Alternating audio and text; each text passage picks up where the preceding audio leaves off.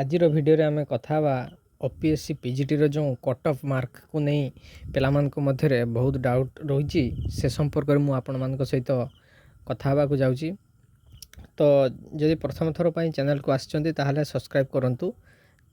ତେଣୁ ଦେଖନ୍ତୁ ପିଲାମାନେ, ମୁଁ ମୋ କମ୍ୟୁନିଟିରେ କ'ଣ କରିଛି ନା ଇକୋନୋମିକ୍ସ ସବଜେକ୍ଟରେ ପୋଲିଂଟି ପକାଇଛି। ଏବଂ ଦେଖନ୍ତୁ ଫାଷ୍ଟ ଗୋଟେ କଥା ହେଲା ଯେ ପୋଲିଂରୁ ଏକ୍ଜାକ୍ଟ ଡାଟାଟା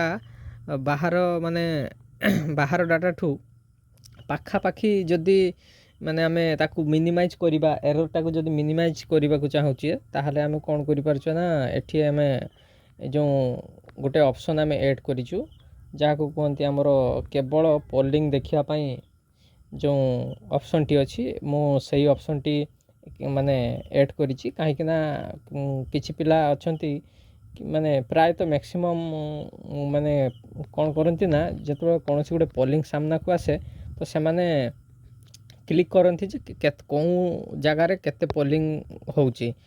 ତ ସେମାନେ ଯେଉଁଠି ହେଲେ ତ କ୍ଲିକ୍ କରିବାକୁ ପଡ଼ିବ, ନହେଲେ ପୋଲିଂଟା କେମିତି ଶୋ କରିବ। ତ ସେଇଥିପାଇଁ କ'ଣ ହୁଏ ନା ଡାଟାଟା ସବୁ ମିସଲିଡ଼ିଂ ହେଇଯାଏ। ତେଣୁ ସେଇ ଏରର୍ ଡାଟାକୁ ଆମେ ମିନିମାଇଜ୍ କରିବା ପାଇଁ କ'ଣ କରିଛୁ ନା ଏଠି ଗୋଟେ ଏକ୍ସଟ୍ରା ଅପସନ୍ ମଧ୍ୟ ଏଡ଼୍ କରିଛି।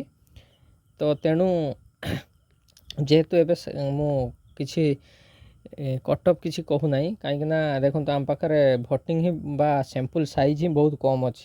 ଟୋଟାଲ୍ 39 ସ୍ୟାମ୍ପୁଲ୍ ସାଇଜ୍ ଅଛି। ତ ମୁଁ ୟା ପରେ ମଧ୍ୟ ଅଲଗା ଅଲଗା ସବଜେକ୍ଟ ସବୁ ପୋଲିଂ ପକାଇବି। ଯେତେବେଳେ ଗୋଟେ ଭଲ ଡାଟାରେ ଆସି ପହଞ୍ଚିବ ଆମର ସ୍ୟାମ୍ପୁଲ୍ ସାଇଜ୍ଟା, ସେତେବେଳେ ମୁଁ ଆପଣମାନଙ୍କ ପାଇଁ କଟ୍ ଅଫ୍ଟିକୁ ନେଇ ଆସିବି।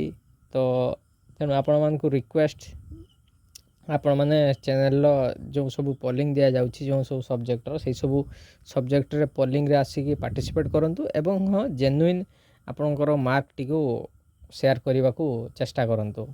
କାହିଁକିନା ମୁଁ ମଧ୍ୟ ଦେଖିଲି ପିଲାମାନେ କ'ଣ କରୁଛନ୍ତି ନା ବହୁତ ସାରା ମାର୍କ କମେଣ୍ଟ କରୁଛନ୍ତି, ଆଉ ନିଜ ନିଜ ସାଙ୍ଗସାଥି ମଧ୍ୟରେ ମଧ୍ୟ ସେୟାର କରୁଛନ୍ତି ଯେ ମୋର 250 ଅଛି, 245 ଅଛି, ଏଇଭଳିଆ ଅଛି।